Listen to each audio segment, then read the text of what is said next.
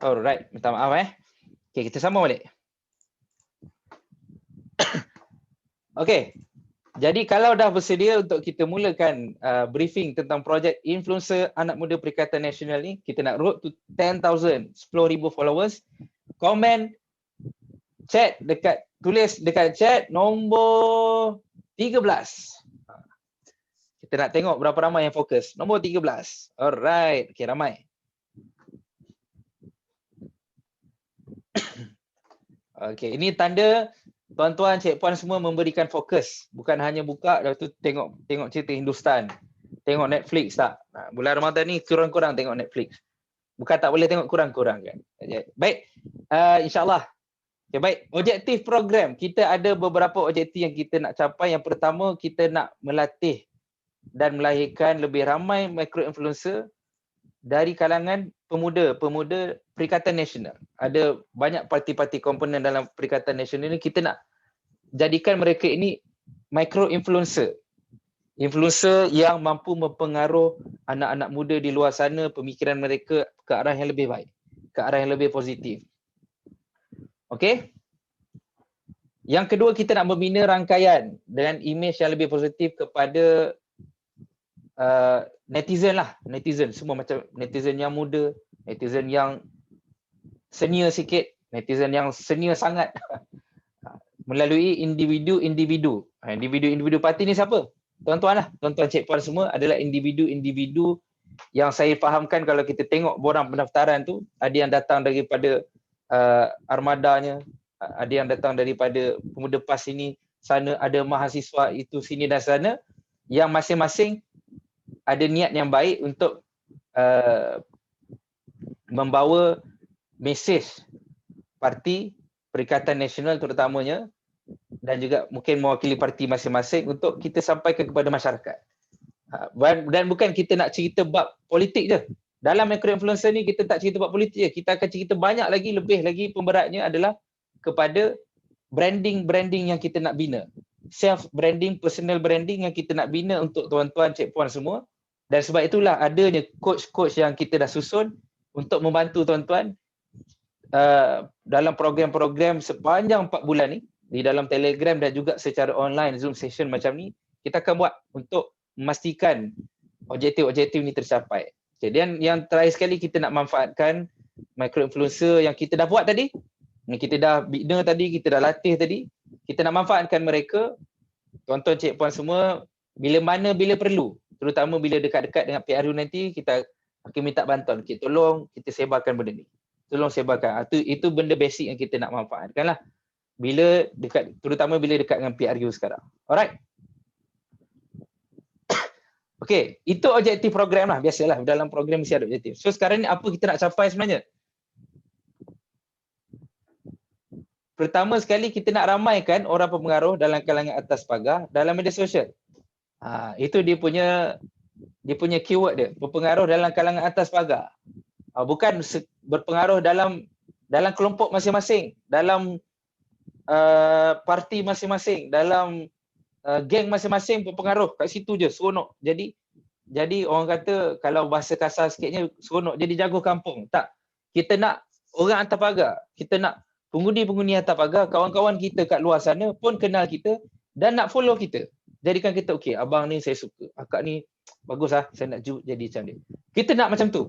Kita nak meramaikan lagi orang yang berpengaruh kepada anak-anak muda, kepada kawan-kawan kita, abang kakak kita dekat atas pagar kat luar sana tu.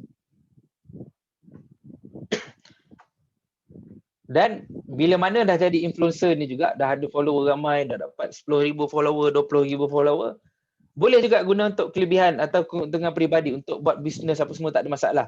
Kita, benda ni memang boleh lah, maknanya masuk dalam ni, boleh untuk peribadi, boleh juga dan juga dalam masa sama untuk membantu agenda-agenda Perikatan Nasional secara tak langsung.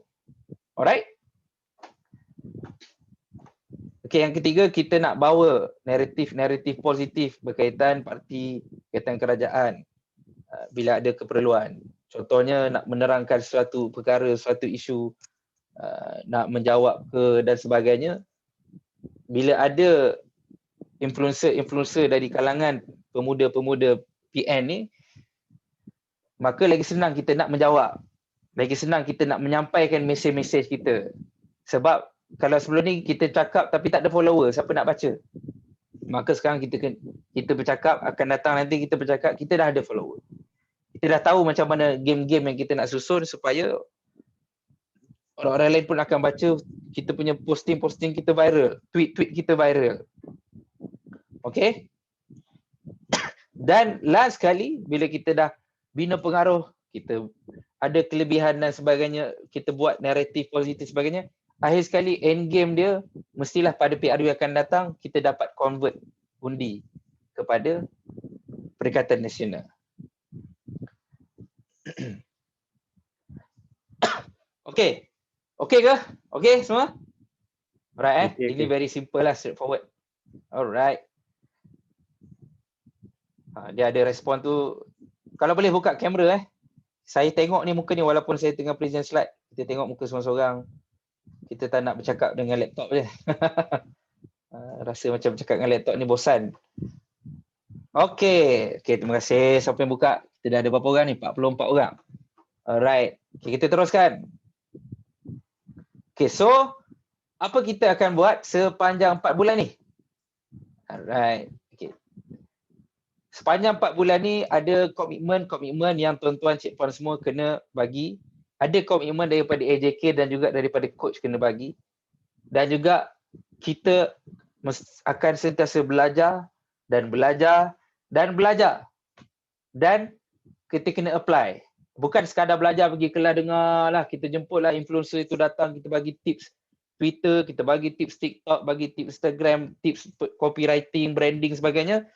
Belajar dah, bagus dah, datang semua kelas tapi tak buat. Kita tak nak macam tu. Kita nak yang ada pada hari ini dan juga yang yang mungkin tak dapat datang malam ni tapi dah daftar, ataupun mungkin yang minat dah daftar, belum daftar lagi, kita bagi masa seminggu lah, lebih kurang nak tambah. Kita bagi peluang yang nak ni memang betul-betul nak buat. Bukan semata-mata nak belajar tapi nak buat. Nak commit walaupun banyak kerja-kerja tempat lain, mungkin ada jawatan di sana sini dengan kerjanya, dengan yang mahasiswa belajar, assignment, exam sebagainya. Tapi kena cuba juga cari masa untuk buat apa yang kami akan ajar sepanjang 4 bulan ni. Apa yang kami akan share supaya kita capai objektif tadi, 10,000 follower sekurang-kurangnya. Alright? Dan apa yang kita akan buat juga, kita akan support sesama kita. Support sesama kita macam mana? Fakhrul Razi tweet nanti, yang lain-lain semua tolong retweet. Kurang-kurang dapat dah 100 retweet percuma sebab ada 100 peserta. Kalau ada 200 peserta, 200 retweet percuma bila sekali tweet. Sebab dah ada dah geng kita ada support group kita yang kuat. Sebab tu kita kena betul-betul cuba capai 200 peserta tu. Kalau post kat Facebook ke Instagram ke TikTok pun kita dah ada orang yang akan tolong like, tolong view. Dapatlah basic at least 200 like, 200 share kan, 200 komen kita boleh dapat dengan hanya daripada grup ni je dulu. Itu yang kita nak buat. Okay? So ini antara benda saya akan cerita detail lagi apa komitmen-komitmen tuan-tuan cikpuan semua. Dan kita akan sediakan satu kontrak komitmen dan keselamatan untuk tuan-tuan tanda tangan, isi nanti. Kita tak bagi ni, nanti kita akan sediakan dalam seminggu ni lah. Paling cepat mungkin esok. Kontrak ni bukannya apa. Kontrak ni supaya kita nak pastikan yang pertama, tuan-tuan memang ready to commit. Kan, dah bayar RM30. Ready to commit sampai habis 4 bulan. Maknanya, kalau tak commit, kita boleh kejar lah ada kontrak kan. Yang kedua dari segi keselamatan lah, maknanya nak protect. Kita buat ni kita tak nak dibocorkan ke orang lain ke, tips-tips yang kita dah share tu. Kita tak nak akhirnya benda tu tiba-tiba worst case scenario lah. Worst case scenario sebenarnya saya tak nak sebut ni tapi saya rasa saya kena sebut. Sebab saya tengok muka-muka dalam ni semua muka orang hebat ni. Kita tak nak worst case scenario kita dah latih ada 10,000, 20,000, 50,000 follower, tiba-tiba dia pergi kepada pihak lain. Dia gunakan follower dia untuk menjatuhkan pula kita. Itu yang paling kita tak nak. Sebab kita dah buat sama-sama, kita dah keluarkan duit. Bahkan PN pun laburkan bajet untuk buat program ni bukan senang. Nak buat modul-modul macam-macam modul ni. Nak sepanjang 4 bulan nak isi ni. Jadi kita kena ada simple kontrak, kita akan bagi online je lah. Tak adalah buat watikah ke apa majlis, tak adalah. Okay. Alright.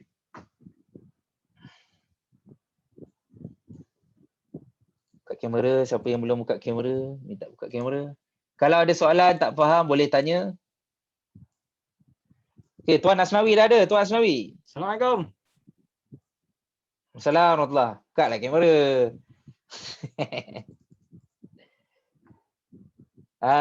Itu dia Tuan Asnawi. Salah seorang kita punya coach juga yang akan bersama-sama. Inilah muka-muka yang tuan-tuan akan tengok sampai menyampah lah, sampai muntah-muntah lah. Tengok muka saya, tengok muka Tuan Asnawi. Tengoklah dalam masa 4 bulan ni adakah kami pun akan semakin gemuk sebab duduk kat rumah banyak makan, ataupun kami akan makin kurus. Kita boleh jumpa, kita kenal sampai dah boring lah. InsyaAllah. Alright. Okay. Jadi dalam social media kita akan fokuskan kepada 5 social media ni, platform ni, Facebook, Twitter, Instagram, TikTok dan LinkedIn. Kita bagi 5 ni. Cumanya tak semestinya 5-5 kena buat. Kalau buat 5-5, bagus, terbaik, powerful. You are the best. Tapi pilih satu dulu sebagai niche yang kita nak fokus. Walaupun lah katalah dah biasa main Facebook, tak biasa main Twitter, tak pernah main TikTok tapi rasa nak fokus utama di TikTok pun tak ada masalah.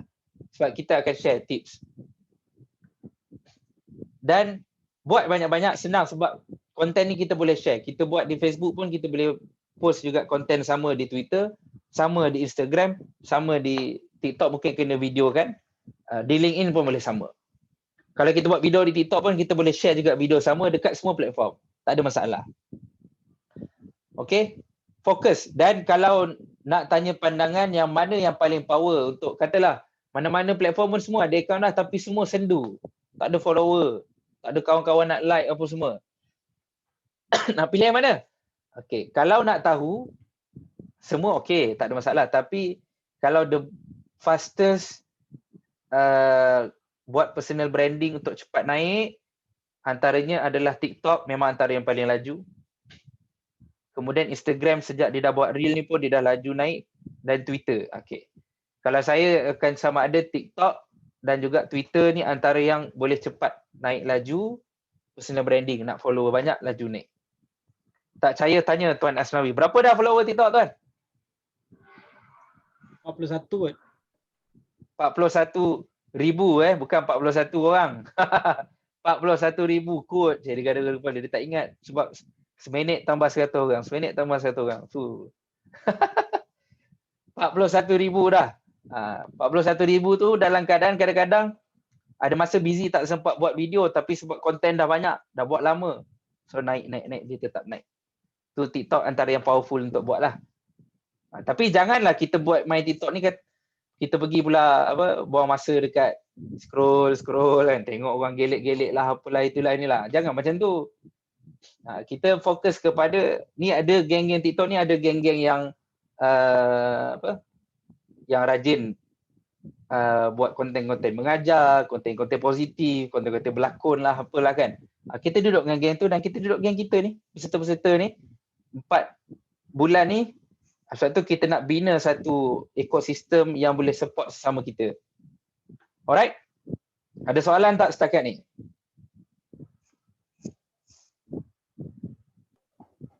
Tak ada Kalau okey untuk teruskan, tulis nombor 21 dekat chat.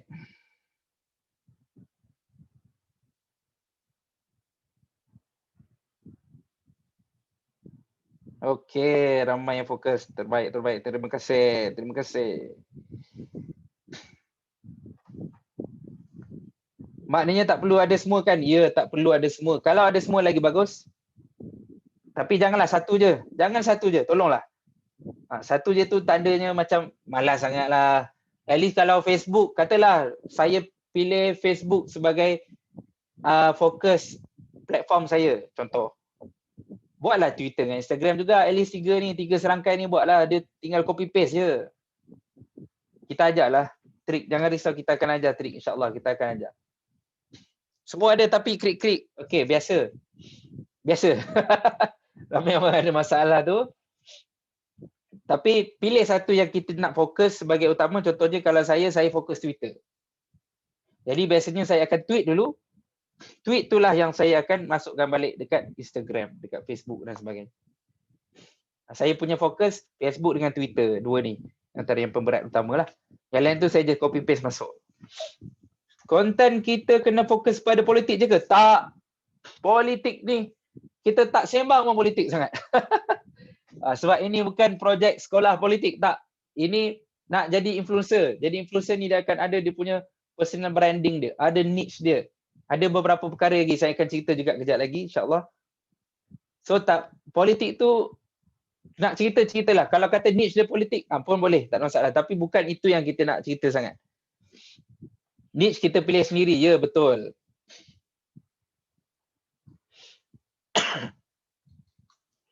Okey. Okey, coach ada dua. Coach yang utama ada dua. Pertama saya sendiri, Coach Hilmi. Tak payah panggil coach lah, ni saja je, panggil Tuan Hilmi pun boleh. Fokus saya lebih kepada digital marketing lah. Digital marketing tu masuklah tentang nak buat funneling, copywriting, dari sudut production. Sebab saya sajalah berkenalan sikit kan. Saya secara hakikinya saya buat animation. Saya buat animation, graphic design, video editing, motion graphic, semua bahagian-bahagian tu lah. Okay. Kalau Coach Asnawi, dia ni micro influencer dan pakar image dan juga branding. Boleh kenalkan diri sikit tuan? Okey tuan-tuan, saya Asnawi Yusof, saya tukang kat kotak kat office. Wallah alam. Humble orangnya. Okey. Tuan Asnawi dia memang certificate image trainer. Okey, certificate image trainer untuk buat personal image grooming, untuk personal branding pun boleh, dan juga merupakan micro influencer lah. Dia memang aktif. 55 platform tadi, 55 dia aktif. Itu power tak power dia. Ganggu kepala kawan bila kita puji dia. Alright, konten kita, niche kita pilih sendiri. Ni soalan tadi. Alright. Okay, so daripada tadi saya sebut micro influencer, dan biasa kita dengar influencer je. Micro influencer tu apa dia? Micro influencer ni dia ada banyak definition lah, tapi ni antara yang kami ambil dan kami pegang, dia ada di antara 10,000 hingga 100,000 followers. Ini baru dikira micro influencer. Kalau dia lagi rendah daripada 10,000, katalah 5,000 ataupun 1,000. Okay. Siapa dekat sini follower dia bawah 1,000? Sila mengaku. Tulis nombor 1 dekat dalam chat.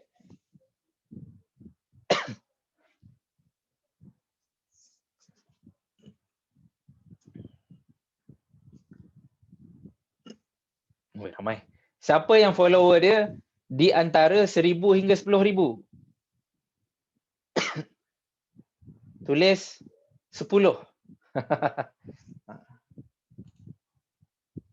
Okey, ada yang di antara 1,000 ke 10,000. Okey, siapa yang lebih 10,000? Dia dah kira masuk kategori micro influencer. Tulis nombor 20.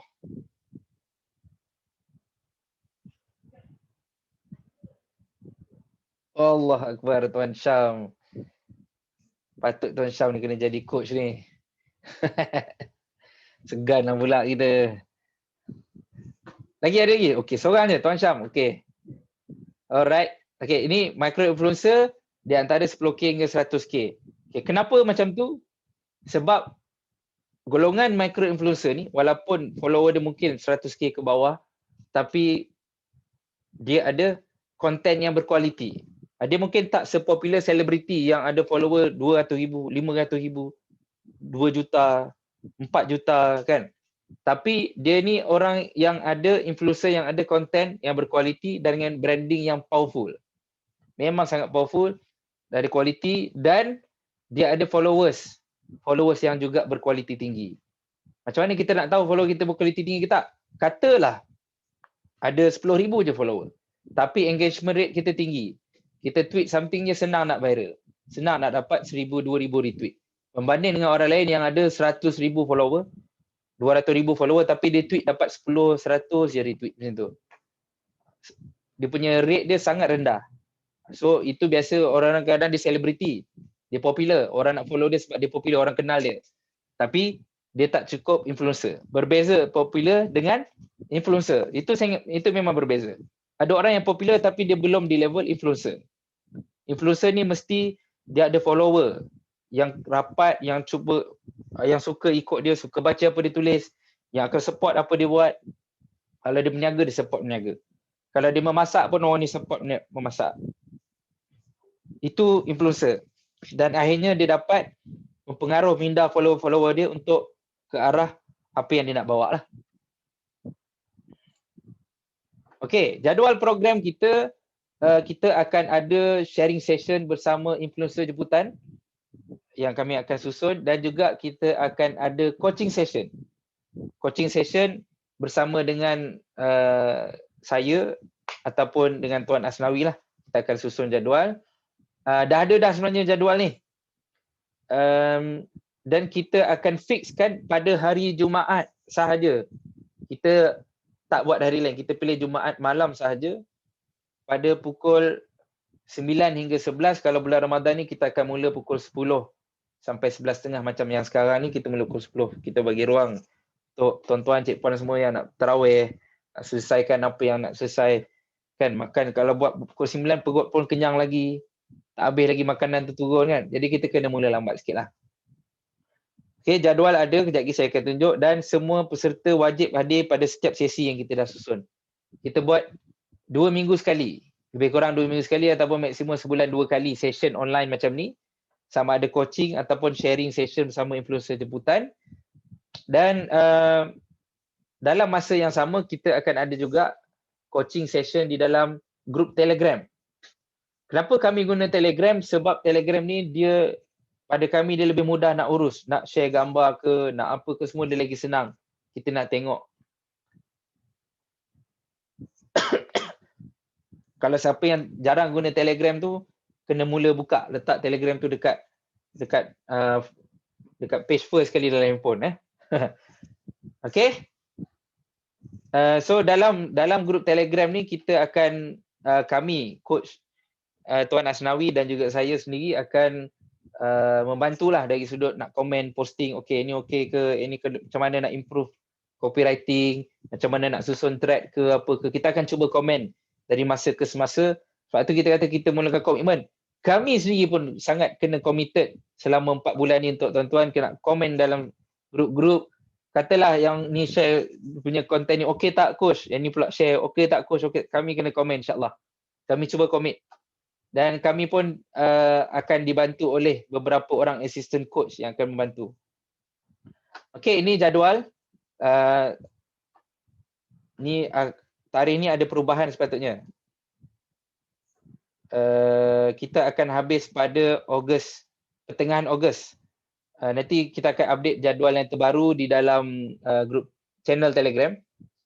Cumanya ini antara konten-konten yang kita akan buat lah, jadi saya tunjuk juga. Yang malam ni 16 April yang kita terang tentang briefing dan perkongsian untuk permulaan macam mana kita nak mula. Kemudian kita akan ada membina personal branding. Kita akan ada strategi untuk Facebook. Kita akan ada nak buat content mapping, nak buat strategi Twitter, nak buat copywriting yang berkesan macam mana, strategi untuk TikTok, strategi untuk LinkedIn, dan nak dapatkan idea yang berterusan sampai habis macam mana nak susun. Walaupun dah habis program, tetap boleh buat. Itu yang kami susun. Kita akan habis last sekali pada 13 Ogos. Kita tangguh sikit sampai ke Ogos sebab kita mula pun lambat. Sepatutnya kita mula awal April hari tu.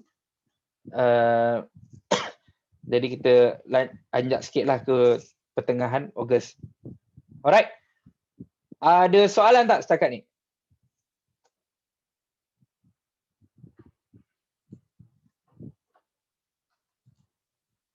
Semua fokus semua. Jelas? Alright.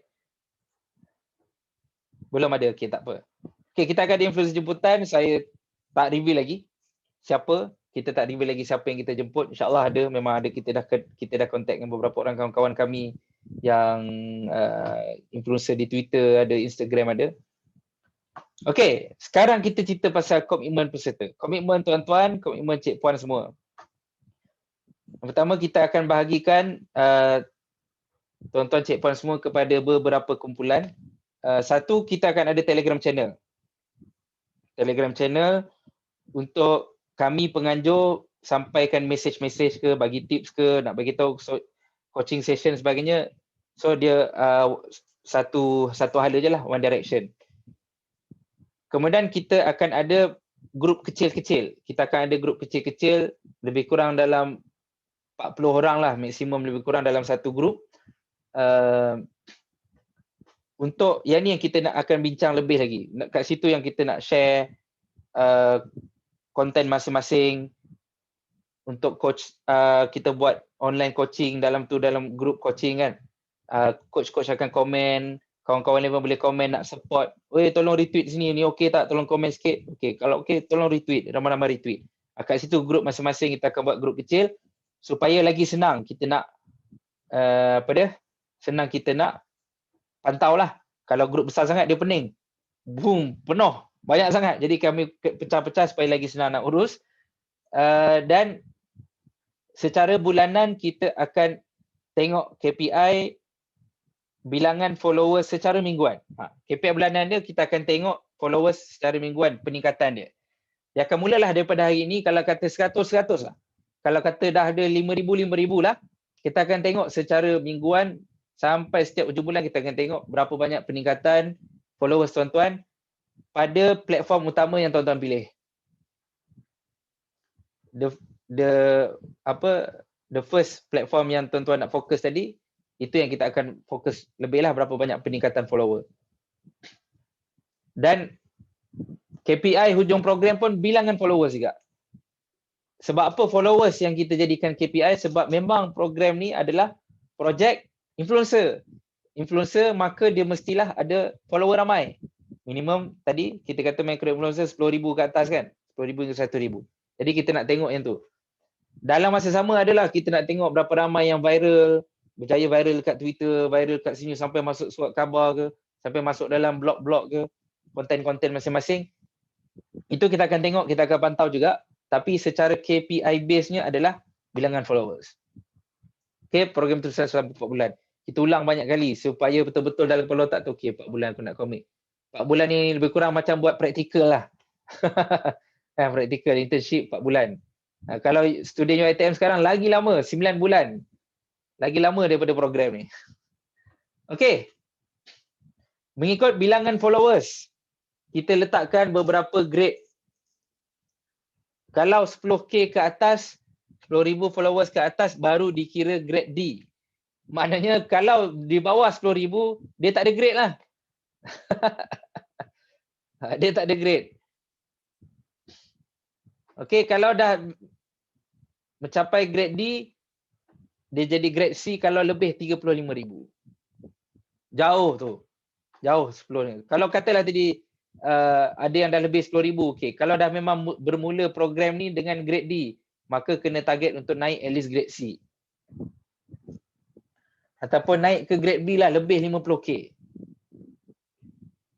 Dan kalau grade A, 100K. Itu yang besar lah. Target macam ni. Okey? Boleh Jangan takut, jangan risau. InsyaAllah kita bantu, jangan risau. Jangan risau tak capai followers. Saya lagi risau kalau tuan-tuan cik puan semua tak luangkan masa untuk buat apa yang kami dah share, apa yang kami dah sampaikan. Itu kami lagi risau. Kita buatlah pumpang-pumpang tiap-tiap 2 minggu tapi tak buat konten, tak buat posting. Hari-hari kita minta kata setiap hari 1 posting tapi tak buat, seminggu sekali pun susah. Ataupun sebulan pertama je semangat, lepas tu dah masuk bulan kedua, bulan ketiga dah hilang, dah sibuk ke sana ke sini kan. Ke sana ke sini, ke sana ke sini. Okey.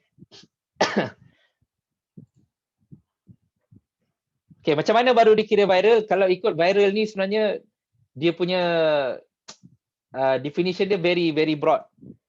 Ada yang kata alah kalau sikit ni tak viral lah. Dia mesti viral ni sampai masuk surat khabar, sampai masuk berita, sampai dapat perhatian daripada menteri baru viral. Itu dah memang bapak viral lah. Tapi at least kalau kita nak bagi sedap hati, kalau Twitter kurang-kurang dapat 1000 retweet ke atas pada satu tweet yang kita buat ataupun thread tu dapat 1000 retweet, maka itu kita boleh kira viral lah juga. Bolehlah dikira viral di Twitter. Kalau Facebook kena lebih 100 share. Kalau di TikTok kena lebih 10,000 view pada satu video, bukan accumulated views Pada satu video tu 10,000 view, maknanya video tu viral lah juga. Masuklah dalam FYP.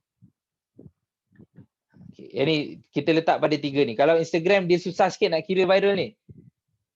Instagram mungkin kalau pada video, yes, kita akan tengok pada view sama macam TikTok, 10,000 views.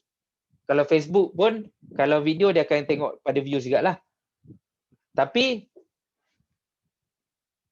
yang lain macam ni. Kalau LinkedIn pun dia akan tengok pada share, kita letak sama dengan Facebook juga lebih kurang. Boleh? Okey, kena cuba untuk dapatkan viral ni. Target bila dah start, dah faham game ni, cuba target seminggu sekali viral. Yang ni je viral minimum ni, 1000 retweet. Seminggu sekali target. Kalau untuk permulaan, bulan pertama ni, dapat sekali pun jadilah.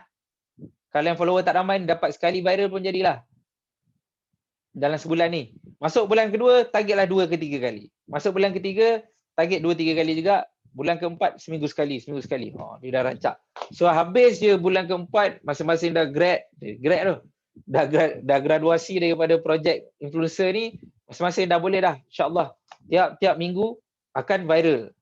Sampailah level masuk surat khabar, sampai level dapat panggil masuk rancangan TV ke, dapat interview sebagainya kan. Sampai level tu. Sangat biar kami tengok. Oh, inilah dia dulu peserta-peserta projek influencer anak muda ni. Tengok, oh ni graduan kami. Okey. Boleh Kalau okey, kalau semua walaupun takut tapi rasa okey, boleh. Cakap kat dia sendiri, aku boleh. Kalau okey, tulis nombor 1,000 dalam chat. Kita letak angka besar sikit. Alright, okey.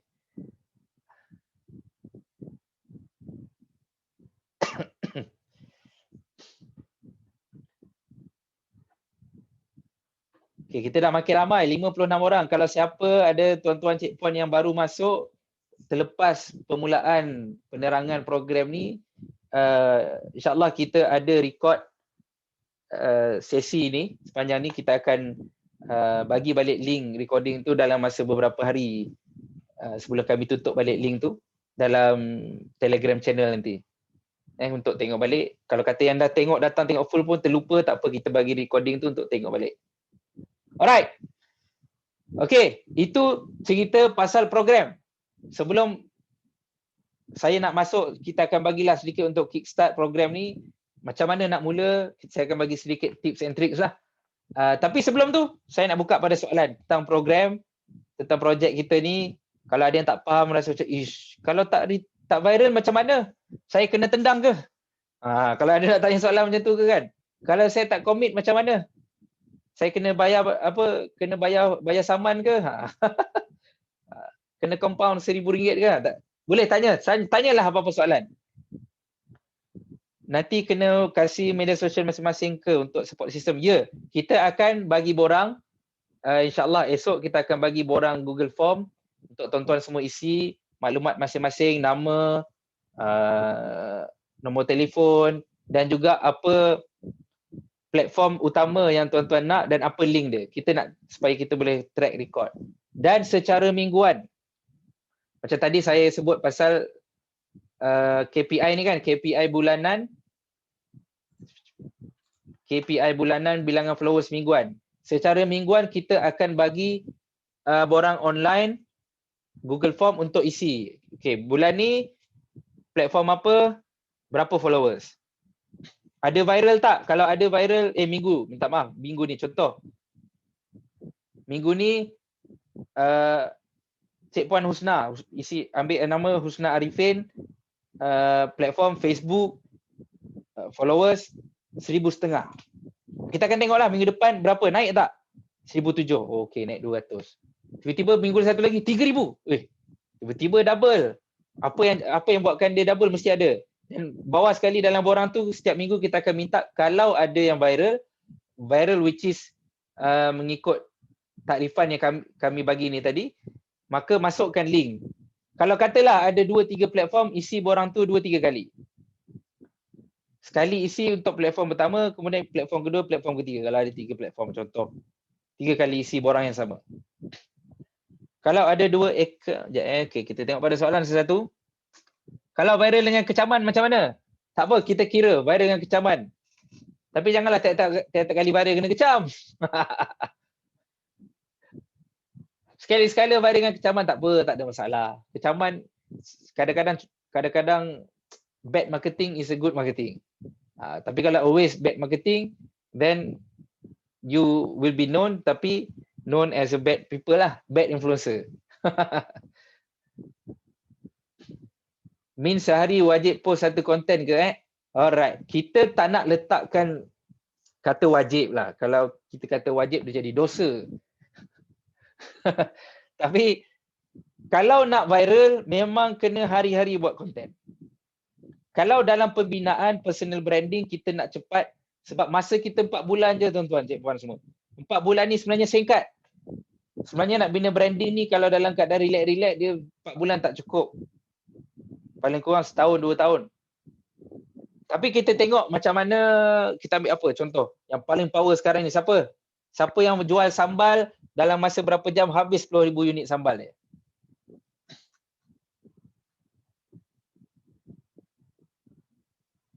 Khairul Aming, semua kenal. Kemarin pun nama Khairul Aming tu trending. 10,000 orang tweet nama dia. Saya pun tak faham kenapa orang tweet nama dia. Tapi nama dia trending. Dia bina branding dia dalam masa 3 tahun dan dia ada time yang kita panggil sebagai prime time. Dia ambil bila? Dia ambil bulan ni, bulan Ramadan. Bulan Ramadan adalah prime time dia untuk di-push 1 bulan ni hari-hari konten. Hari-hari video masak. Kemudian dia ada pula projek tu, projek ini dan sebagainya, projek makan sehat lah apalah kan. Tapi dia ada tu memang dia push dalam masa sebulan tu konten hari-hari, powerful content, quality content yang membuatkan brand dia boom naik personal branding ni. Jadi kita ada 4 bulan, kalau buat hari-hari konten lagi bagus. Tapi kita akan, saya akan cerita, kita akan ada konten yang kita panggil sebagai easy content dan juga ada konten kita panggil sebagai quality content. Macam mana kita nak susun easy content, quality content, ikut niche kita, ikut branding kita. Kita akan cerita sikit-sikit untuk malam ni, tapi sebab masa pun tak banyak. InsyaAllah dalam sesi-sesi akan datang kita akan cerita lagi. Jangan risau. Alright. Kalau ada 2 akaun macam mana? Contoh bisnes dengan personal, perlu pilih yang mana tu? Kena tengok juga yang bisnes tu Cik Puan Nur Hazika punya akaun macam mana. Tapi kalau katalah bisnes tu adalah contoh jual tudung ataupun jual produk lah, memang nama tu jual produk, jadi ejen dropship dan sebagainya, itu jangan fokus. Personal branding bukan macam tu. Personal branding datang ke kita. Konsep dia people follow people. Orang mesti nak ikut orang. Dia nak tengok siapa orang tu. Bahkan dalam politik sekalipun, kalau kita cerita bab politik, orang bukan nak follow parti sangat. Walaupun parti ni ada perjuangan macam ni, parti ni ada pemahaman macam ni dan sebagainya, tapi orang tetap follow orang. Siapa manusia dalam tu, dia tengok, okay, aku boleh respect orang ni, aku follow dia. Aku suka orang ni, aku follow dia. Aku nak tahu lagi apa dia nak share, so aku follow dia. People akan follow people. Jadi, fokus, kalau tanya saya akan kata fokus apa personal. Yang bisnes tu sampingan. Bila personal kita ada banyak follower, kita berjaya menjadi micro influencer tadi, kita nak cerita bab bisnes pun tak ada masalah. Sekali-sekala kita nak cerita, aku ada jual ni, belilah. Pun okey, orang akan beli, orang akan support lagi. Ada setengah, contoh siapa Kalau dekat Twitter contohnya, kalau siapa kenal Gori yang selalu share pasal finance, pasal personal finance. Okay, dia memang ada 2 account dan dua-dua aktif. Satu memang personal account dia, second adalah account business dia tentang financial. Dia jual buku, dia bagi tips-tips yang lebih detail tentang finance. Dua-dua follower banyak. Tu dia lagi banyak energi lah dia buat macam tu. Tapi dua-dua, tapi yang paling banyak tetap pada personal sebab orang nak follow dia, bukan nak follow dia punya business. Okay? Saya pernah buat yang jenis support system ni tapi kita sendiri tak mampu nak support orang lain sebab tak sempat nak tengok satu-satu nak support. Okay. Itu biasa. Jadi sebab tu kita ada kelas. So dia bukan semata-mata support system group untuk masing-masing support, tapi kita ada kelas supaya motivasi tu sentiasa datang. Kita manusia memang naik turun, bahkan motivasi kami coach pun naik turun. Percayalah. Ini bukan kali pertama kami buat program macam ni. Kami dah pernah buat program macam ni. Memang masuk bulan kedua, bulan ketiga tu kita orang pun pancit. Memang pancit. Tapi bila kita tengok ada peserta yang betul-betul semangat nak buat lagi, kami pun datang semangat balik. Kita buat kelas, kita jumpa balik, duduk balik, sembang-sembang balik, kita buat coaching session, kami pun datang balik semangat. So sebab tu support system tu dia bukan semata-mata ada group share. Tak, tapi dia kena ada komunikasi, kena ada coaching session dan sebagainya. Okay, kalau before this ada akaun Twitter tapi dah lama tak aktif, patut baru boleh stick yang lama. Kalau tanya saya cadang guna yang lama. Sebab kelebihan dia pada satu, dia dah ada follower lah sikit walaupun dah lama tak aktif. Kedua, dia punya account tu kan memang dia keluar tarikh bila. Kalau kita tengok dekat profile kita, dia akan keluar join since contohnya March 2021. Tak best lah. Nampaklah sangat baru kan. Tapi tak apa kalau baru, cuma kalau lama tu dia ada sentimen yang berbeza sikit. So guna account lama. Facebook tu kena buat page ke atau kekal personal account? Okay, page ni bagus. Tapi tak bagus. Itu pendek dia. Panjang dia, page Facebook ni, dia bagus untuk organisasi ataupun bisnes yang ada ramai admin. Ataupun kalau katalah kita punya personal branding, ataupun level-level macam YB, level-level CEO yang ada staff-staff yang tolong jadi admin, tolong post. Then that's a good platform untuk buat page. Sebab boleh ada banyak admin. Kemudian boleh main FB ads. Tapi masalah ada kadang-kadang page ni kalau tak main FB ads, dia tak naikkan. Itu ada satu masalah pada Facebook punya algoritma, dia berubah-ubah. Personal account, dia lebih dekat. Dan sekarang pun memang Facebook dah ada button follower, cuma tinggal nak turn on follower button tu, following button dekat profile kita supaya orang boleh follow kita. Kekurangan personal account ni kita tak boleh nak tengok analytics macam dekat page. Itu je. Tak boleh FB ads, tak boleh ada admin. Tapi kelebihan untuk dapat nak senang kita komen dekat posting orang lain apa semua tu dia lagi senang nak naik. Kalau tanya saya, cadangan saya guna personal account. Personal account dah ramai follower, lepas tu nak migrate kepada page, boleh. Tak ada masalah. Kalau nak buat page terus pun boleh. Tak ada masalah. Cuma mungkin dia akan ada kesulitan untuk permulaan lah. Sebab kadang walaupun kawan kita ada 5,000, contoh dah maksimum 5,000 friends. Kita buat page baru pun belum tentu kita dapat 5,000 kawan kita tadi untuk like page kita. Betul tak? So sebab tu tak disarankan sangatlah.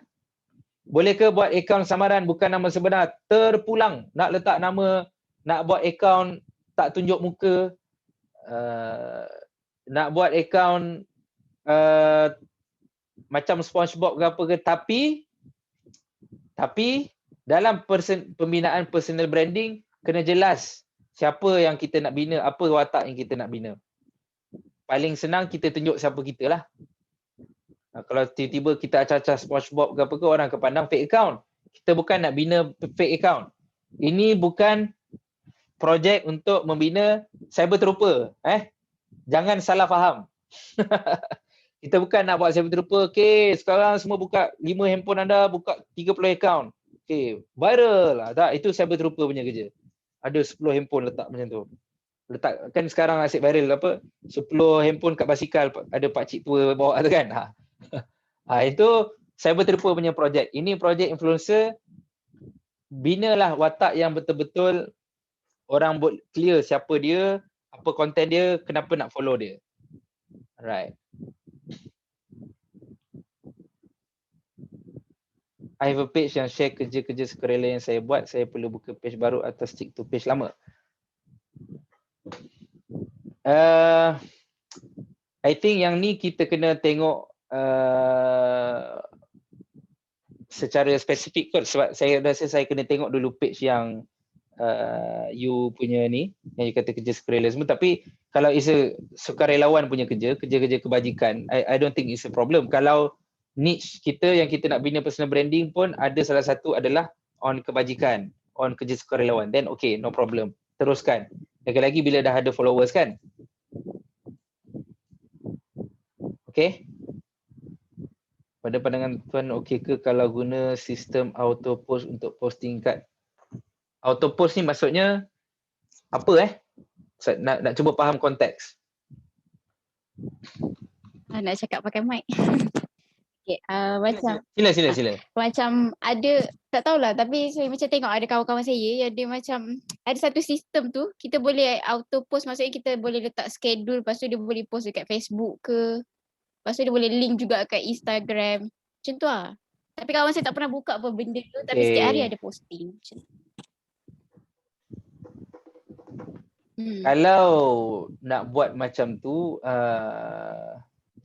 senang kata scheduling lah kan, scheduling post. It's a good technique lah untuk kita buat supaya kita tak, kadang-kadang kita nak post waktu crucial, contoh kita nak post 12 tengah hari, tapi biasanya waktu tu kita busy. Boleh nak guna, cuma jangan nampak sangat lah.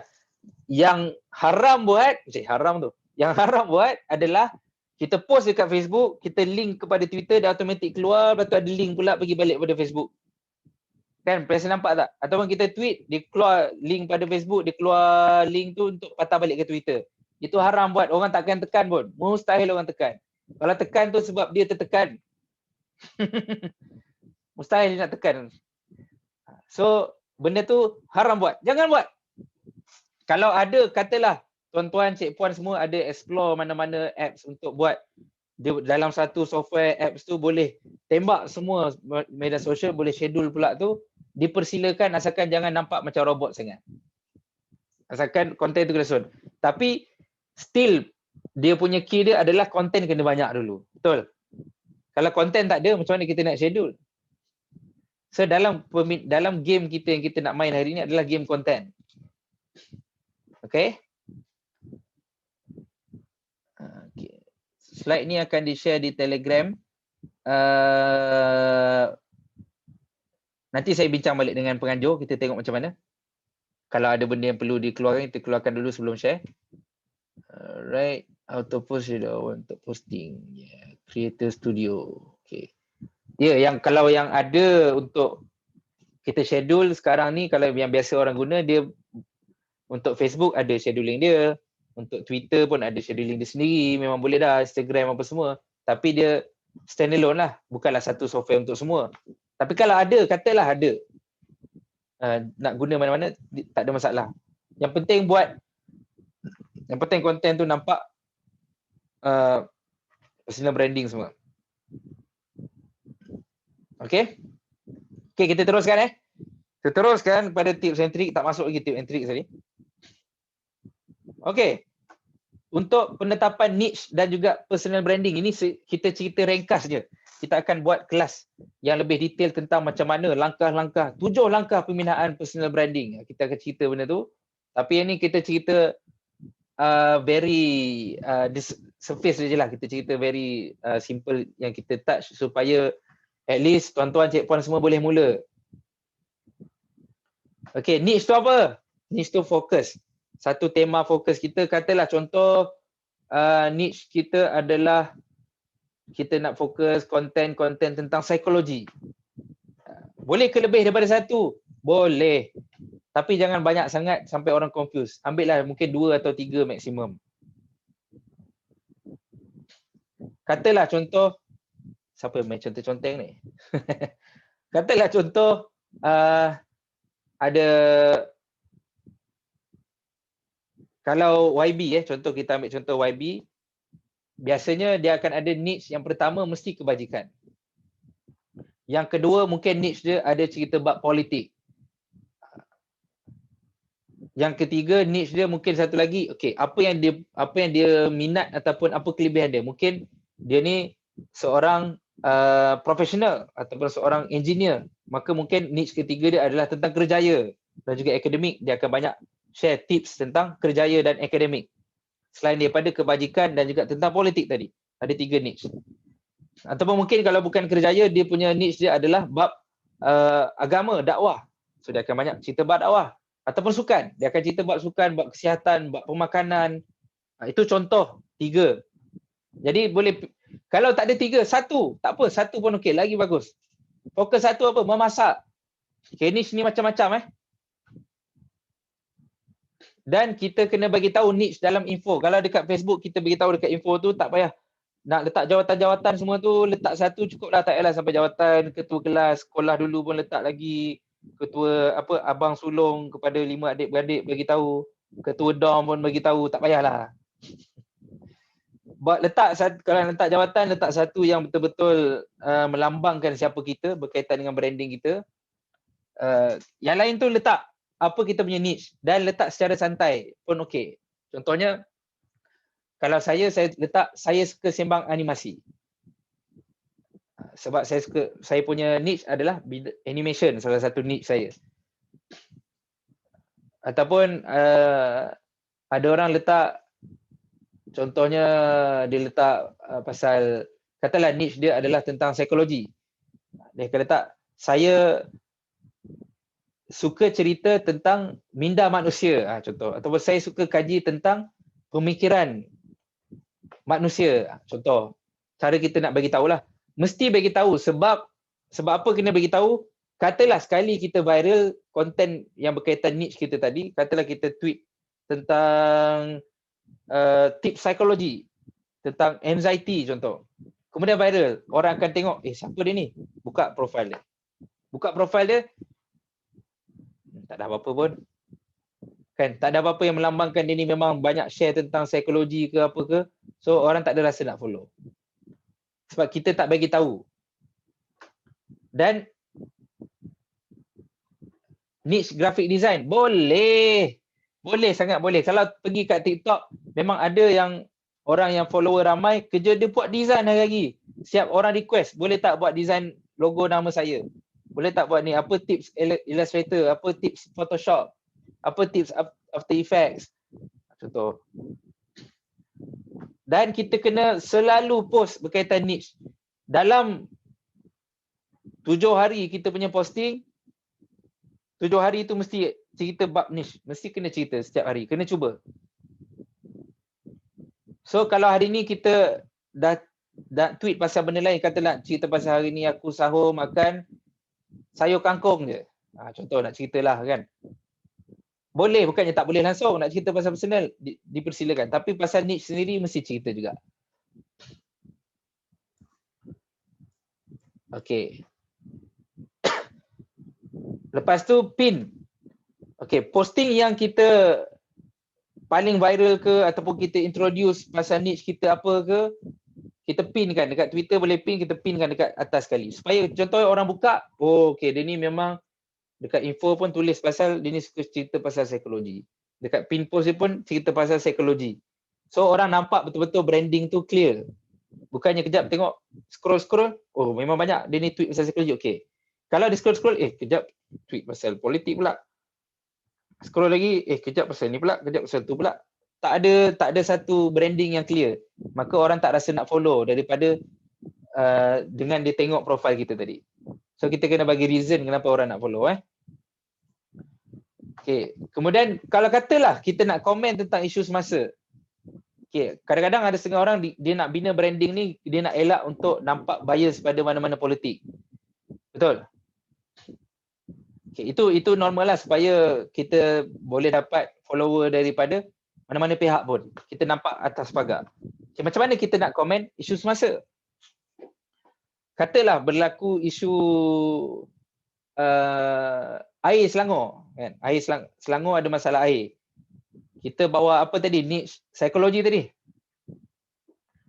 So macam mana kita nak menghentam Selangor punya masalah air tanpa kita menghentam Selangor. So kita buat konten berkaitan ni. Contoh, kenapa air merupakan benda paling asas dalam kehidupan manusia. Ini adalah track.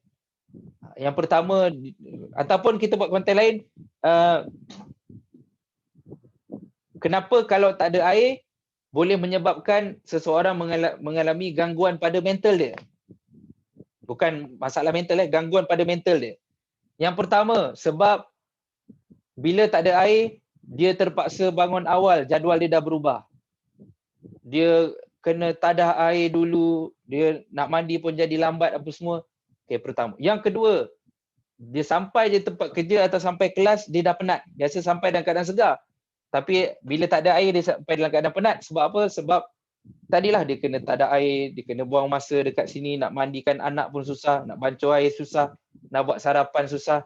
Maka jadual dia tadi terganggu membuatkan dia penat lebih awal.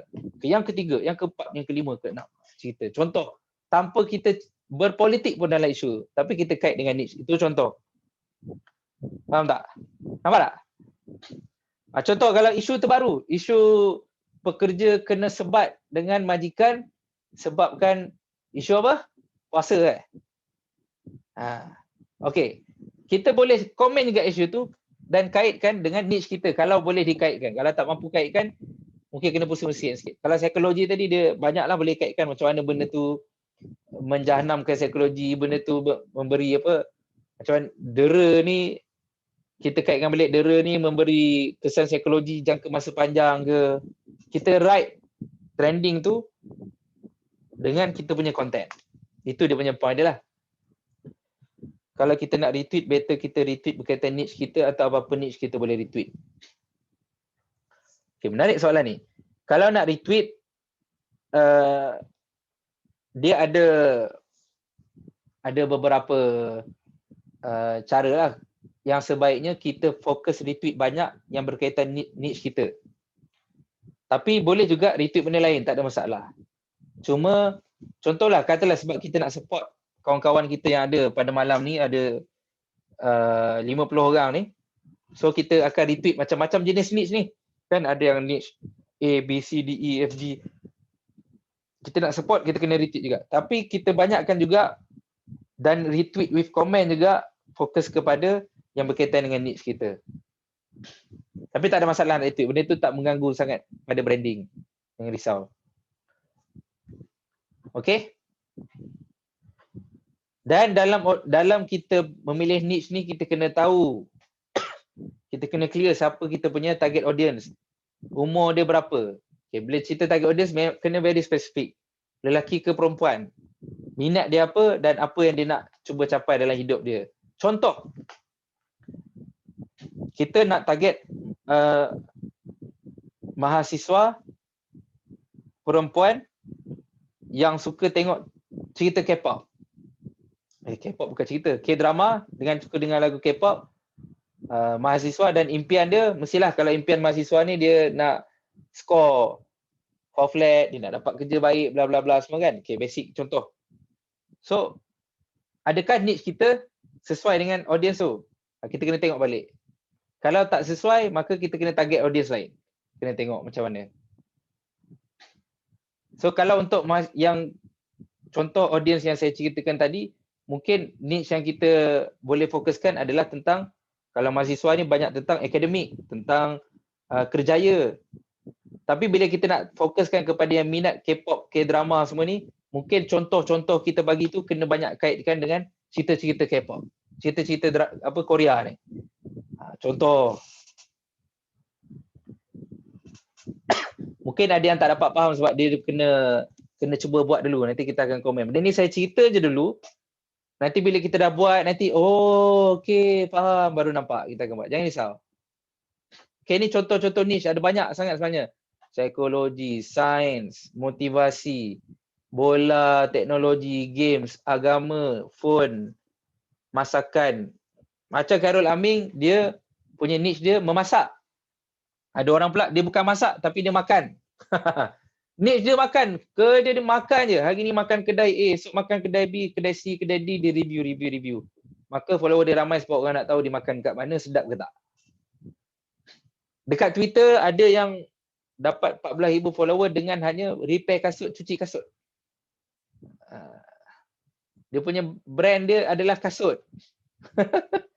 Cuci kasut, repair kasut. So nak kata sebenarnya apa-apa niche pun boleh jadi influencer, boleh dapat banyak follower, asalkan cara kita buat konten kita tu tepat dengan audience kita dan sampai pada audience yang kita nak. Boleh? Okey, contoh. Kita punya niche adalah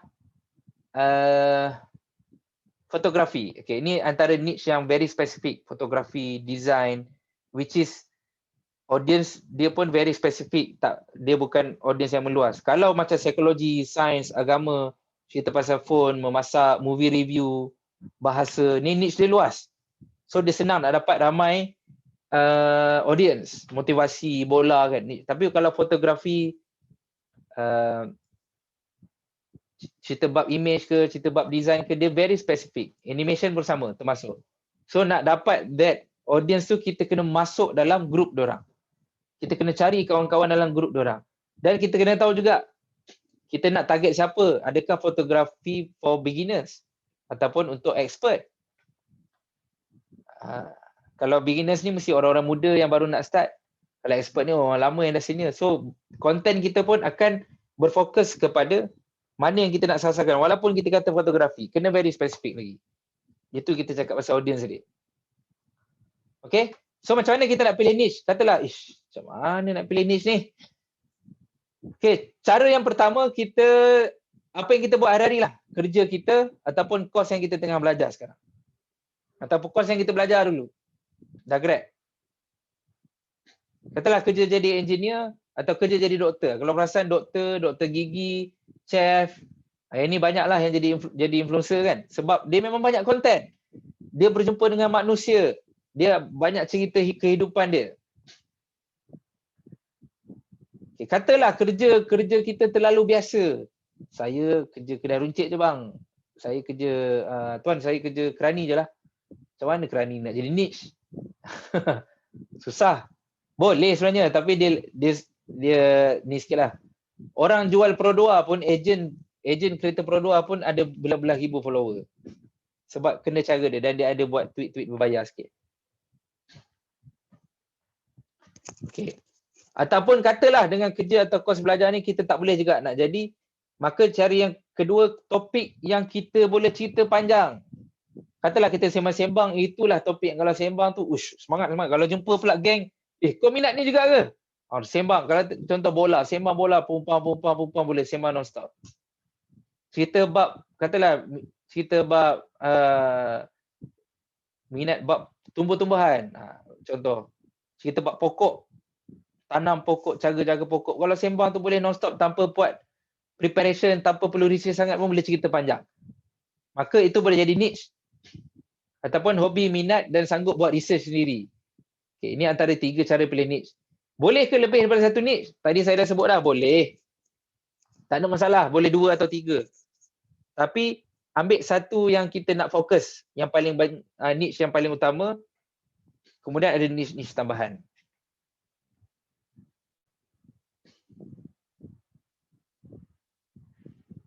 Contohnya, kawan saya, Aiman Psychologist. Okay, dia punya niche dia memang psikologi. Memang dah dalam nama dia pun Aiman Psychologist. Dalam kat profile dia pun dia fokus on psikologi.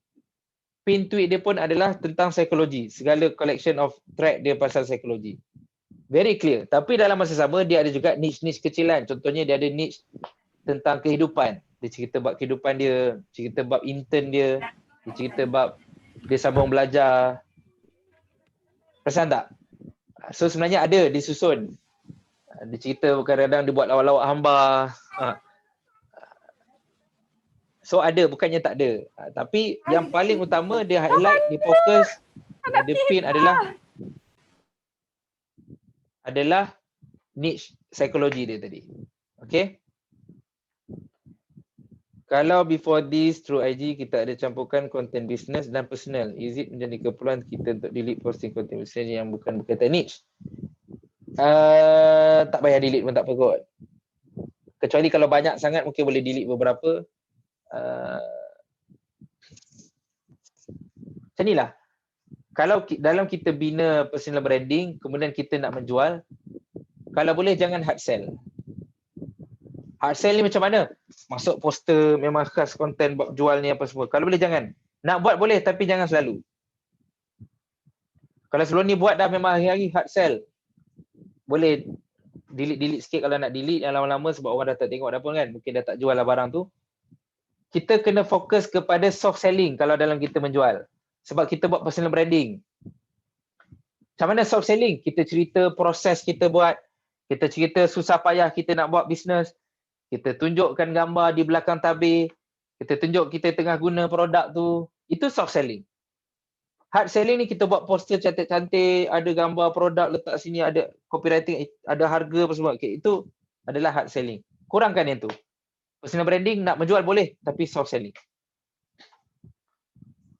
Kalau Twitter lagi lah, trending apa? Biasanya kita buat dulu thread yang powerful, yang ada potensi untuk viral, kemudian bawah sekali baru kita letak apa bisnes yang kita buat. Itu biasa teknik orang buat lah. Ada yang saya baca, antara cara nak bina lebih engagement, kena banyak berhubung dengan audience, dengan DM, reply, comment, etc. Adakah necessary untuk lakukan engagement sebegini?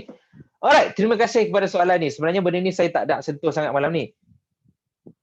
The basic algoritma untuk mana-mana media sosial adalah engagement. Facebook, TikTok, Twitter, Instagram. Engagement adalah makanan. Okay. First sekali konten lah. Konten memang kena powerful. Baru orang akan datang nak follow. Orang follow sebab konten kita best, branding kita power. Tapi orang akan lagi dapat, lagi kenal kita cepat. Orang akan lagi nampak posting kita dengan engagement. Contoh kita ambil contoh ada orang yang walaupun friend dia 5,000 tapi bila dia post kalau ataupun dia follower 100,000 tapi bila dia tweet dia dapat 100 je like. Dapat 100 je retweet. Sebab apa? Sebab dia tak pernah engage pun dengan dia punya follower. Dia tak pernah reply komen, dia tak komen dekat tempat orang lain. Sebab tu kalau katalah kita ada account kita ni yang dah lama kita tak buat posting, kita lama tak buat engagement, kita nak start malam ni, kita nak start esok buat projek influencer anak muda ni. Okay, malam ni, esok, lusa ni, seminggu ni, banyakkan dulu komen kat orang-orang, kawan-kawan. Retweet with quote, reply tweet orang, komen dekat IG orang, banyakkan, bina engagement. Orang DM kita reply, kita DM orang. Tingkatkan engagement tu supaya orang tu akan nampak pula kita punya posting lepas ni. Satu kalau perasan, kalau contoh Facebook dah akan keluar sekali notification, kawan-kawan kita ni, Asnawi commented on Ahmad's post. Tak ada kaitan pun dengan aku. Kenapa keluar? Sebab kita selalu engage dengan dua orang. Ataupun katalah ada contoh satu page ni kita dah follow lama dah. Tapi tak naik pun dekat wall. Kita pergi balik page tu, kita try komen satu, kita like, kita share. Tengoklah esok dia post baru keluar lagi. Kadang-kadang siap keluar notification lagi tentang page tu. Sebab engagement. So it's all about engagement. Okay, terima kasih soalan tu. Okay, so itu bab branding. Okay, sekarang saya cerita sikit bab content. Kita kena laju-laju sikit lah sebab ini memang very introduction je supaya tuan-tuan cik puan semua boleh mula. Esok terus mula buat posting. Okay, konten ni ada banyak. Semua ni dikira konten, berita ke, penulisan panjang-panjang, buat thread lah, buatlah 5 perenggan penulisan ke, buatlah penulisan santai, storytelling sebagainya, konten. Buat soal jawab, pendek pun konten. Berbalas pantun pun konten. Buat komik pun konten. Screenshot pun konten. Repost balik post-post lama pun konten. Copy, edit, paste pun konten. Buat poll pun konten. Buat poll, buat soal jawab, ni antara cara untuk kita bina engagement yang cepat. Video pendek, ini semua konten. So kita tinggal pilih nak buat yang mana je. Cuma kita kena faham dalam kita buat konten, ada objektif yang kita kena set dalam kita menyusun konten. Sama ada kita nak share atau retweet ataupun kita nak komen. Jangan tamak nak semua. Sebab tu kadang ada posting kita yang dapat share tinggi ataupun retweet tinggi tapi komen sikit. Ada setengah dapat komen banyak tapi share sikit. Contoh komen banyak ni apa? Bila kita tanya soal jawab. Kita kata, saya nak buat clearance pada friend saya sebab dah ramai. Yang mana tak aktif saya nak unfriend. Jadi siapa yang aktif tu dah nampak posting ni sila komen. Nak perasan tak orang selalu buat macam tu? Ataupun ada yang buat, saya nak test berapa ramai yang nampak posting saya. Minta kawan-kawan semua komen lah apa-apa kat bawah ni, tak kisah. Boleh buat tu malam ni ataupun esok pagi. Buat. Supaya kita tengok berapa ramai, dan itu sebenarnya bukan semata-mata kita nak tengok siapa aktif tak aktif, tak. Kita nak dapat engagement balik. Itu simple gesture untuk kita buat sebagai permulaan. Kita buat poll, tanya pandangan. Saya nak share tentang teknik apa fotografi. Korang nak tahu apa dulu? Pasal kamera dulu ke pasal cara nak shoot? Tanya pandangan, buat poll. Kita bina engagement. Walaupun mula-mula mungkin tak ramai yang komen, mungkin tak ramai yang jawab poll tu. Tapi kita buat juga seminggu sekali ke 2 kali ke. Supaya sentiasa meningkat kita punya engagement. Okay, untuk share dengan retweet pula, dia adalah konten yang memberi value kepada orang. Okay, kalau konten yang ada value tinggi, orang sendiri baca, bagus lah, best ni, aku nak retweet lah. Aku nak orang lain tahu. Aku nak share lah, aku nak orang lain tahu. Mungkin dia ada inspirasi ataupun dia ada motivasi ataupun dia ada informasi. Antara 3 benda. Kalau bertiga benda ni antara salah satu dia power, maka dia akan pergi share dia tinggi.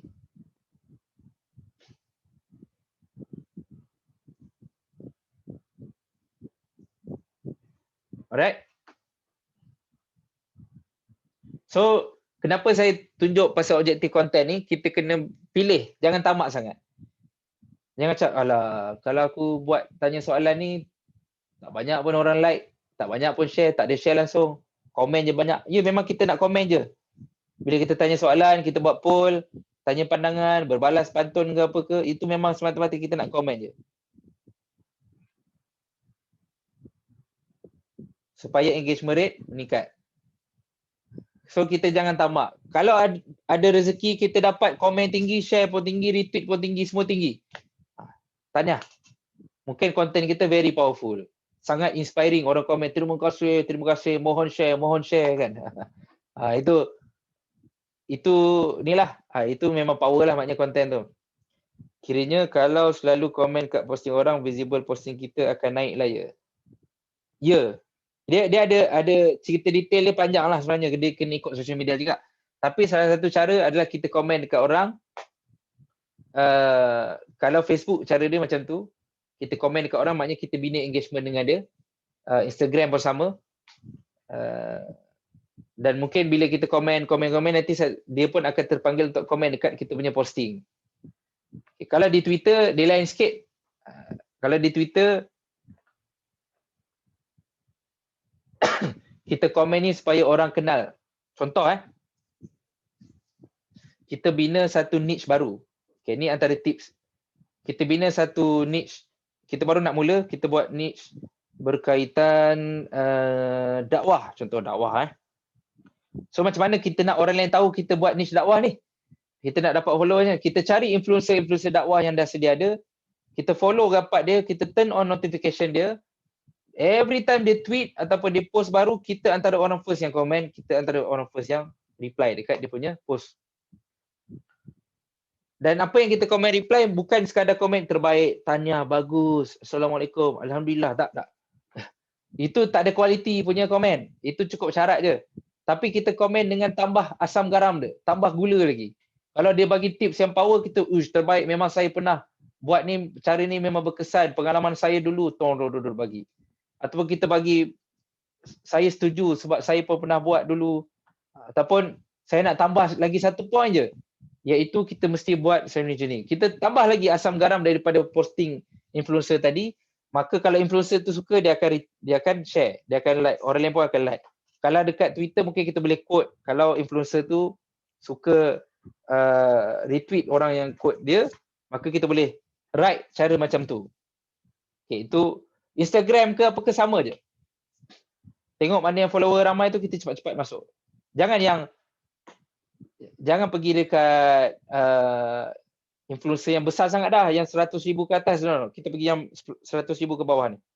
Mungkin kalau kita baru mula, cari yang 10,000, 15, 20,000 punya influencer, kita komen dekat diorang punya ni. Yang macam tu dulu. Okay. Ikut tangga kita yang kita nak naik tu, ambil yang tangga tu. Grade D tadi. Kalau dah grade D, cari yang grade C atau grade B. Macam tu. Okay, jadi dalam konten-konten ni pun ada, kami kategorikan kepada dua jenis konten. Yang pertama easy content, yang kedua quality content. Dah 11.30. Okey lagi ke semua? Ke dah tak sabar nak camel lain? Okey lagi kalau okey, sikit lagi. Kalau okey, komen pula. Tulis nombor 89. Oi, mantap. Semua masih segar. Semangat. Terbaik. Macam ni yang kita nak ni. Kami pun jadi coach semangat. Okay. Easy content dan juga quality content. Okay, easy content ni apa dia? Easy content ni adalah post-post pendek yang kita buat. Amboi, 998. Tuan Asnawi minum apa tadi ni? Tu apa? Nak bagi tahu rakaat tarawih ke? Banyak sangat. Okay, easy content adalah post-post pendek, post simple yang kita buat. Contohnya, ialah ayat-ayat pendek kita, quote pendek ke, screenshot ke, repost balik post lama, poll, tanya pandangan, berkaitan niche. Okay, yang penting mesti berkaitan niche. Easy content ni maknanya apa? Maknanya konten yang kita tak payah nak fikir panjang. Alamak, apa tips aku nak bagi hari ni? Hari-hari nak keluar tips. Tak payah hari buat tips. Kita penat nak buat tips, orang pun penat nak baca. Biasa kita letak quality content yang betul-betul panjang, ada thread, ada tips 5 perenggan, 6 perenggan, 17 perenggan, macam buat thesis PhD tu, kita buat seminggu 2 kali cukup. Atau 3 kali. Buat hari-hari penat, orang pun tak larat baca. Aduh, tips lagi. Tak sempat baca semalam, hari ni dia bagi tips lagi. Kalau kita punya follower dah ramai, tak ada masalah. Buatlah hari-hari, nak buat setiap jam ada tips pun tak ada masalah. Memang ada pembaca. Tapi baru mula ni banyak-banyak pun orang tak larat. So kita kena diselang-selikan dengan easy content. Easy content ni itulah. Kita relate juga dengan dengan niche kita. Relate juga, tanya pandangan, buat poll kan tadi. Repost balik post lama. Kalau kita nak buat ucapan tentang Ramadan pun kita kait sikit, kait juga dengan niche. Contohnya saya business animation. Saya buat animation nak masuk TV. Okey. Jadi saya nak buat ucapan Ramadan tu, saya buat bukan ucapan Ramadan kosong, saya cakap juga berkaitan semoga Ramadan kali ni kami punya studio pun dapat dapat projek yang best ataupun dapat diberikan rezeki yang lebih yang lebih daripada bulan-bulan sebelum ni. Mengambil keberkatan Ramadan. Contoh, letak gambar tengah buat kerja kat office. Kita kaitkan juga dengan niche kita. Dalam kita nak memberi ucapan Ramadan, tak payah buat macam orang lain ada poster berdiri Salam Ramadan. Background biru ni dah betul lah kan, tu gambar bulan bintang masjid. Tak payah pun tak payah. Macam tu lah. Kalau yang jadi kita tengok apa YB CEO buat macam tu kan, tak apa, biar dia orang buat. Kita tak payah buat macam tu. Kita kena dekat dengan cara netizen, kita kena dekat dengan cara orang ramai. Ucapan raya sambil cuci. Okey. Nak tanya pandangan ke? Okey, Ramadan ni korang rasa apa yang best nak share tentang, kaitkan dengan niche balik. Dapat dah ni? Boleh? Faham Okay, quality content. Okay, quality content adalah konten yang kadang-kadang sebenarnya konten pendek tadi pun. Yang ni screenshot ni. Katalah kita screenshot orang lain punya ni daripada Facebook, kita bawa masuk Twitter. Kadang-kadang yang tu pun boleh viral. Bukan easy content ni dia tak viral. Tapi quality content yang kita penat, kita fikir nak buat tajuk apa, nak buat copywriting macam mana, nak buat tips apa, nak cerita pasal apa, emosi, storytelling semua tu. Kalau quote tweet boleh dikira sebagai isi tak?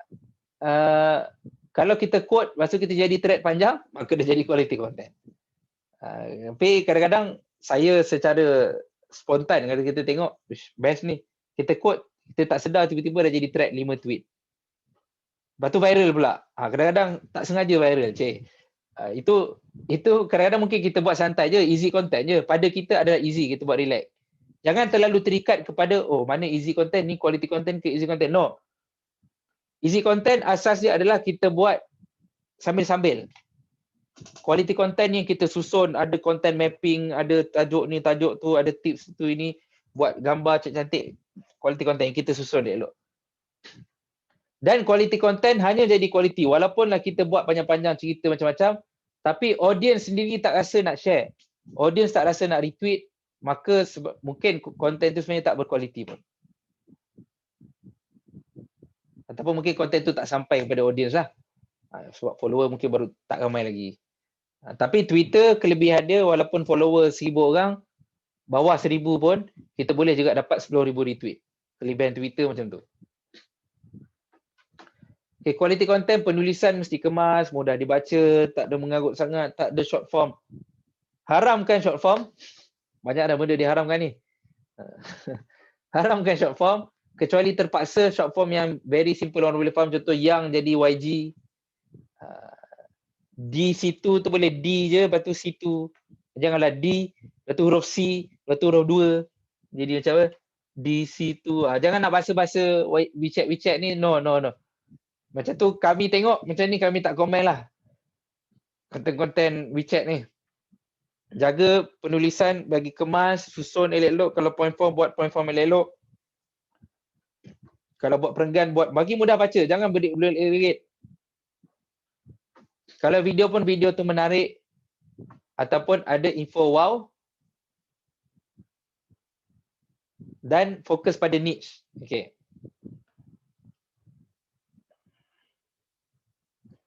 Oh, habis dah. Alright. Okay. So, contoh kita nak bagi tips tentang fotografi contoh, ataupun kita bagi tips tentang memasak. Kita jangan bagi tips yang orang lain semua dah bagi bersepah kat luar. Kadang-kadang mungkin konten kita lebih kurang sama, tapi kita ambil satu yang betul-betul wow, yang info tu wow, gila-gila punya wow. Tahukah anda sebenarnya cara nak masak nasi tak payah pakai air pun boleh masak nasi. Ush, biar betul. Contohlah kan, saya pun tak tahulah ada ke tak teknik tu. Tapi nak kata kalau dia biar nampak lain, lepas tu baru kita cerita apa dia. Baru dia rasa wow. Ataupun satu lagi tak ada dalam ni, terlepas satu poin lagi, dia ada emosi yang kuat. Emosi yang kuat memang membuatkan konten itu lagi berkualiti. So orang rasa dekat dengan konten. Kita ambil contoh konten Ini pun antara contoh yang saya suka guna. Contohnya kita buat konten berkaitan emosi yang sangat kuat. Kalau perasan kalau tuan-tuan cik puan semua perasan, kalau kita buat konten pasal kita graduate, konten dapat result akademik bagus, konten pasal mak ayah, konten birthday, konten kahwin, konten dapat anak. Ini konten-konten yang memang kalau dekat Facebook ni like dia cepat je tinggi. Sebab apa? Sebab emosi dia sebenarnya memang dah kuat. Tapi orang tak share. Orang tak ada sebab nak share. Tapi like memang tinggi, senanglah kalau dapat anak, berkata alhamdulillah dapat anak dikurniakan cahaya mata yang kedua, anak lelaki, semoga dijadikan pejuang agama lah, itulah inilah kan. Oh, memang boleh dapat 200 300 like tu biasa, tapi orang nak share ke? Kenapa orang nak share pasal kita dapat anak? Okey. Betul tak? Okey, itu contoh konten yang beremosi tapi dia tak ada lagi sebab kenapa orang nak share. So apa yang membuatkan orang nak share? Mesti ada sama ada informasi, motivasi, inspirasi. 3 benda ni antara salah satu. Ada semua lagi bagus. Digabungkan dengan emosi tadi. Kita ambil contoh, kita adalah konten gambar, kita jumpa gambar arwah atuk. Nak sebut arwah ayah saya belum arwah lagi. Arwah atuk, gambar dia duduk dekat kerusi, pakai baju pagoda. Kita post gambar tu, kita cakap, tengok gambar ni mengalir air mata. Mengalir air mata aku bila tengok gambar ni, teringat arwah atuk, memang itulah kerusi tempat dia duduk dan baju itulah baju favourite dia. Kerusi favourite dia dan baju favourite dia. Teringat arwah atuk dulu, aku rapat dengan dia. Mohon doa kawan-kawan semua, sedekahkan Al-Fatihah buat arwah atuk, semoga ditempatkan kalangan golongan orang beriman. Contoh, kita buat konten macam tu. Emosi dia tinggi, insya-Allah dapatlah like banyak. Tapi macam mana kita nak tambahkan dia supaya menjadi inspirasi atau motivasi atau ada informasi? Kalau itu mungkin informasi tak banyaklah. Melainkan tahukah anda sebenarnya arwah atuk saya ini adalah seorang pejuang pada zaman Jepun. Dia cerita dia pernah antara orang yang pergi serang hendap tentera gerila Jepun ni, ada informasi yang wow, macam wow, orang rasa nak share. Atuk katalah tak ada, atuk kita orang biasa je, tapi atuk kita suka bagi nasihat yang memang kita pegang sampai hari ni. So bila kita patah balik konten tadi, ada emosi. Bila tengok gambar ni, aku rasa sebab kadang-kadang mengalir air mata setiap kali aku tengok. Hari ini adalah genap 5 tahun atuk dah pergi tinggalkan kita orang semua. Walaupun tu aku tetap tengok gambar ni teringat lagi, itulah kerusi dia suka duduk, baju tu juga dia suka pakai. Dan ada satu pesanan arwah atuk yang aku pegang sampai sekarang, alhamdulillah aku jadi manusia lah sebabkan satu pesan dia. Pesan dia apa?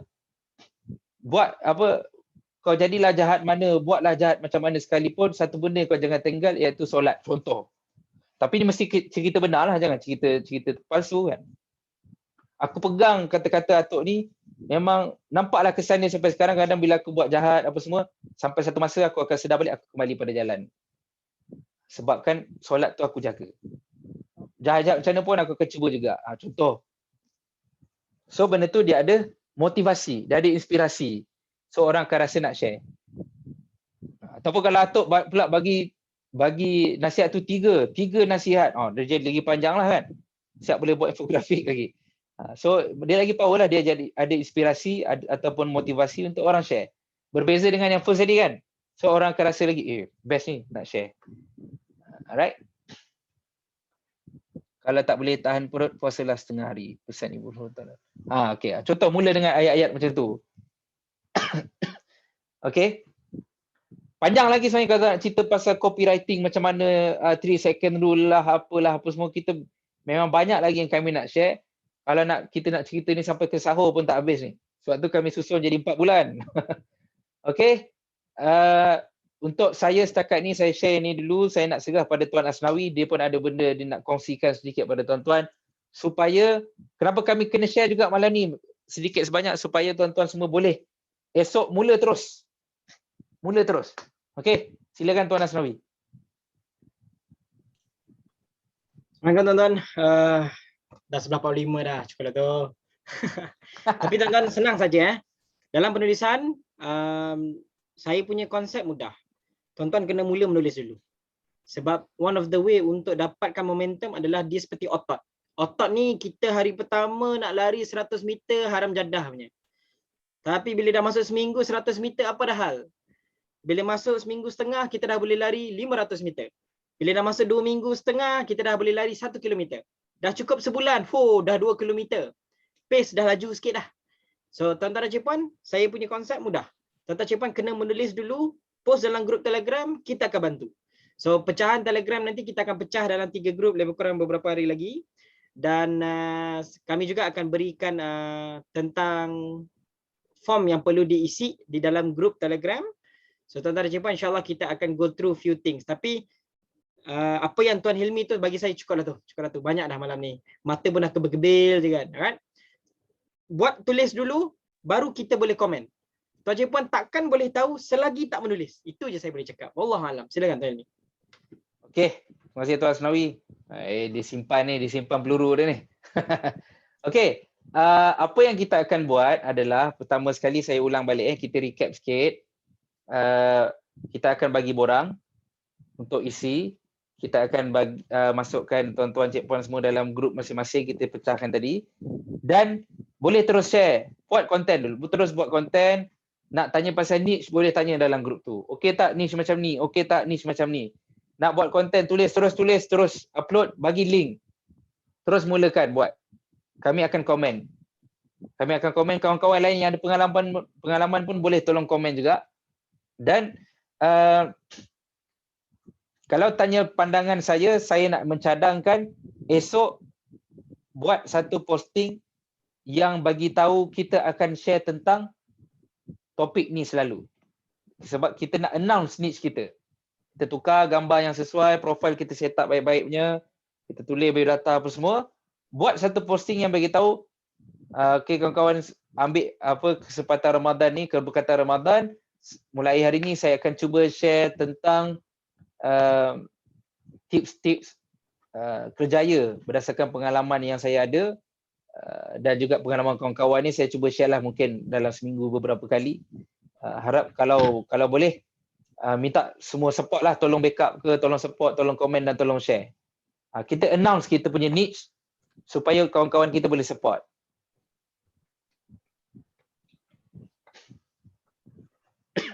Alright. Okay, itu saja. Kalau ada soalan rasanya kita dah lewat pun kan. Bolehlah kalau ada 1-2 soalan kalau ada. Kalau tak ada saya ucapkan semoga berjaya pada semua tuan-tuan cik puan semua. Terima kasih sebab sudi bersama-sama dengan kami. InsyaAllah kita akan menghadap muka masing-masing. Saya pergi depan sikit supaya nampak muka saya besar-besar. 4 bulan kita akan berjumpa. Sampai kenal lah. Kita jemput follow sesama kita dulu. Boleh share dalam grup. Nanti dah masuk grup, share lah link masing-masing untuk follow sama kita. Jom kita sama-sama jadi influencer. Yang belum bayar yuran, ada juga nota waktu yang belum bayar yuran, kita bagilah sampai 30 hari bulan ni untuk bayar yuran. Kalau ada masalah apa-apa kita boleh bincang dengan AJK nanti, jangan risau. AJK akan uruskan, AJK akan kejar jadi ceti. Alright, saya doakan semoga berjaya, semoga Ramadan ni menjadi satu batu asas untuk kita semua mula ke arah dunia baru, dunia influencer. InsyaAllah semoga dipermudahkan semua, semoga diberi kemudahan untuk berfikir, dapat idea, banyak masuk nak tulis apa, nak buat konten apa semua, dipermudahkan, amin amin. Baik, itu saja saya rasa untuk malam ni. Terima kasih sekali lagi. InsyaAllah kita jumpa dalam grup Telegram Telegram. Alright. Itu saja. Habis kot? Tuan Asnawi ada apa-apa ke? Tak ada dah. Okey, itu saja. Kita boleh beransur, kita tangguh dengan tasbih kifarah dan suratul As.